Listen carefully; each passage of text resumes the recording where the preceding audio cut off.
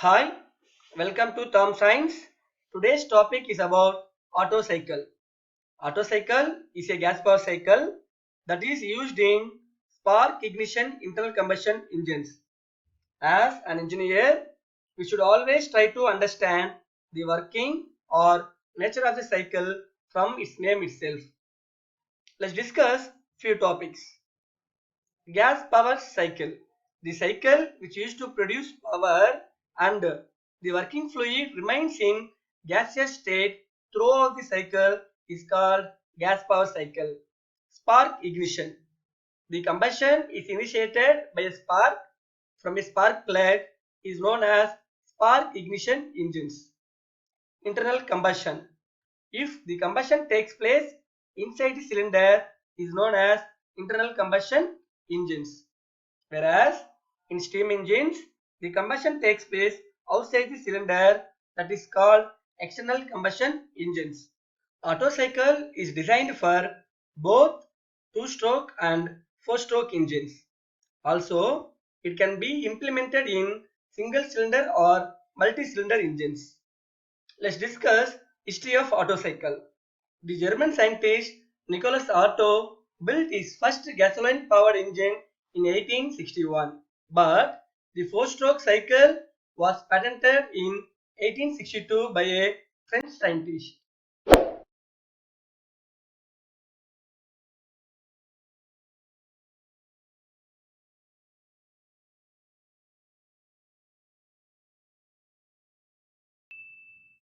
For better understanding, first we will discuss how petrol engine works using Otto cycle.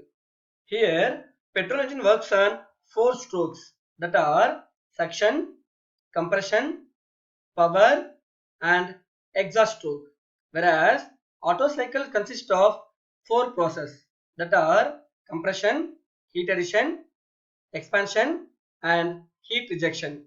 These four processes get completed in compression and expansion stroke itself. In PV diagram, you can see at the end of the compression stroke we have heat addition, as well as at the end of the expansion stroke we have heat rejection. Now let's see how it's happening. Stroke 1, suction stroke. In the stroke, the piston moves from top dead center to bottom dead center, in which cylinder volume increased. During the stroke, the inlet valve is opened and exhaust valve remains closed. As piston travels from TDC to BDC, the vacuum pressure is created inside the cylinder. Due to this vacuum pressure, the air-fuel mixture is admitted into the cylinder. Whatever vacuum pressure is created inside the cylinder, that is adjusted with air-fuel mixture as it maintains constant pressure suction. This stroke is continued until the piston reaches to BDC. You can see PV diagram. The piston starts from TDC and goes to BDC. In the stroke you can see it maintains pressure as constant. Next, stroke 2, compression stroke. In the stroke, the piston moves from BDC to TDC. During compression stroke, both inlet valve and exhaust valve remains closed. As piston travels to TDC, the air-fuel mixture is compressed where pressure and temperature increased. The increase in temperature should be always less than the self-ignition temperature of the fuel. For this reason only, the compression ratio is limited in petrol engine, that is 8 to 12. What is meant by compression ratio? It is the ratio between total volume of the cylinder to the clearance volume. Total volume is the sum of stroke volume plus clearance volume. You can see PV diagram. The pressure increased as volume decreases. This process continues until the piston reaches to TDC. Just before end of the compression stroke, the air-fuel mixture is ignited using spark plug. That is called heat addition process. The combustion process occurs in a closed system, which means there will be no change in boundary of the cylinder. That is why we will consider constant volume heat addition in Otto cycle. You can see in PV diagram, the rise in pressure and temperature is too high without changing volume of the cylinder. Here we will talk about pressure ratio. Pressure ratio is the ratio between maximum pressure to the minimum pressure during the heat addition process.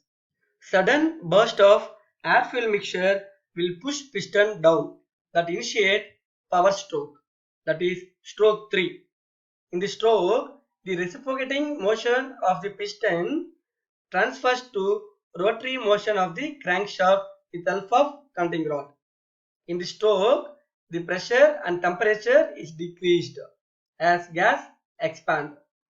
Here we will talk about expansion ratio. It is a ratio between maximum volume to the minimum volume during the expansion stroke, which is V4 divided by V3. We know that V4 is equal to V1 and V3 is equal to V2. In Otto cycle, the expansion and compression ratio are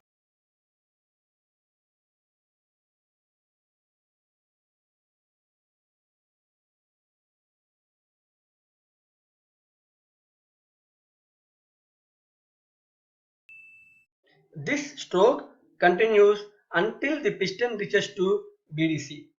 At the end of the expansion stroke, it is considered as constant volume heat rejection, which means there is no changing boundary during heat rejection process. You can see PV diagram. In the stroke, the pressure and temperature decreases as maintaining constant volume. Here we will talk about pressure ratio. It is a ratio between maximum pressure to minimum pressure during heat rejection process. In Otto cycle, the pressure ratio is same during heat addition and heat rejection process. Next, stroke 4, that is exhaust stroke. In this stroke, piston moves from BDC to TDC. During this stroke, exhaust valve is opened and inlet valve remains closed.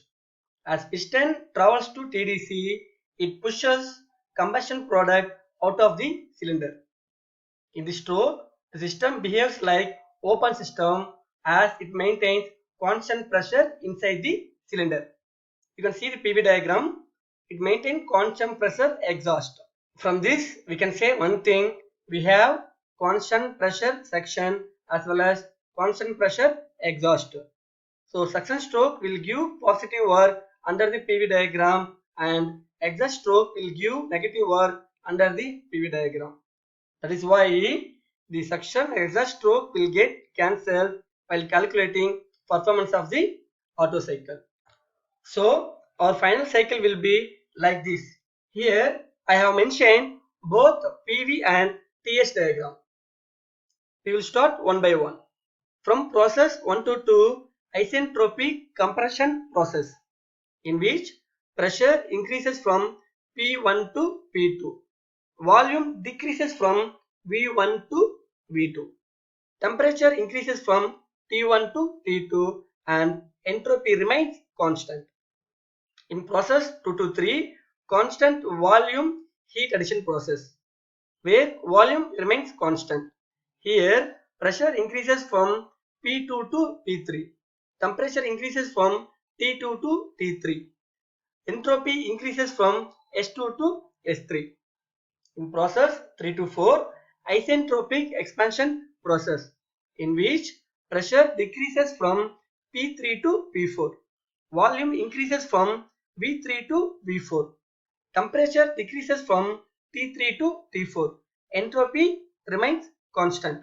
Finally, constant volume heat rejection. Pressure decreases from P4 to P1. Temperature decreases from T4 to T1. Entropy decreases from S4 to S1. Volume remains constant. Next, we will see derivation of Otto cycle. Process 1 to 2, isentropic compression process, which follows PV power gamma is equal to constant. During process 1 to 2, we have to remember compression ratio. Compression ratio is the ratio between total volume to the clearance volume, that is V1 divided by V2. From PVT relation, we know that T2 divided by T1 is equal to V1 divided by V2 whole power gamma minus 1. We know that V1 divided by V2 is the compression ratio. So our final equation will be T2 divided by T1 is equal to RC power gamma minus 1. Similarly, P2 divided by P1 is equal to RC power gamma. Now process 223, constant volume heat addition process. During process 2 to 3, we have to remember pressure ratio. Pressure ratio is the ratio between maximum pressure to the minimum pressure, that is P3 divided by P2. In this process, we have to find out heat given to the air. So that is nothing but Qs is equal to Cv T3 minus T2. Here we have taken per unit mass of the substance. From PVT relation, P3 divided by P2 is equal to T3 divided by T2. We know that P3 divided by P2 is nothing but pressure ratio. So our final equation will be P3 divided by P2 is equal to T3 divided by T2 is equal to Rp. Next, process 3 to 4, isentropic expansion process, which follows PV power gamma is equal to constant. In this process, we have to remember expansion ratio. Expansion ratio is the ratio between total volume to the clearance volume during the expansion stroke. We know that V4 is equal to V1, V3 is equal to V2. So, in Otto cycle, compression and expansion ratio are same. From PVT relation, T3 divided by T4 is equal to V4 divided by V3 power gamma minus 1. So our equation will be T3 divided by T4 is equal to RC power gamma minus 1. Similarly, P3 divided by P4 is equal to RC power gamma. Next, process 4 to 1, constant volume heat rejection process. Here we need to find out the amount of heat rejected from the air. So QR is equal to Cv T4 minus T1. Here we have taken per unit mass of the substance. Next we will see efficiency equation. From this we need to find out T2, T3, T4 in terms of T1. We will start from process 1 to 2. Process 1 to 2 isentropic compression process. From T2 divided by T1 is equal to RC power gamma minus 1 can be written as T2 is equal to RC power gamma minus 1 into T1. From process 2 to 3, constant volume heat addition process. Here T3 divided by T2 is equal to Rp. This can be written as T3 is equal to Rp into T2. Substitute above T2 in this equation. We will get T3 is equal to Rp RC power gamma minus 1 into T1. From process 3 to 4, isentropic expansion process. From T3 divided by T4 is equal to RC power gamma minus 1, find out T4 is equal to T3 divided by RC power gamma minus 1. From above T3, substitute here, you will get T4 is equal to Rp into T1. This RC power gamma minus 1, this RC power gamma minus 1 will get cancelled.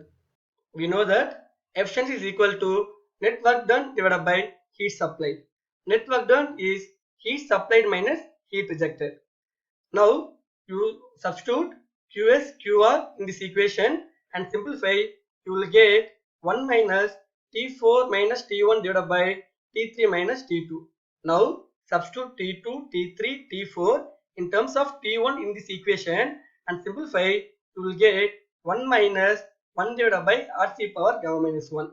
From this equation, we can conclude that if you increase compression ratio, the efficiency of the Otto cycle will increase. Even if you increase gamma value also, the efficiency of the Otto cycle will increase. But the compression ratio is limited for practical application in Otto cycle, that is 8 to 12. In next class, we will see the basic techniques to solve Otto cycle problems with few examples. Thank you.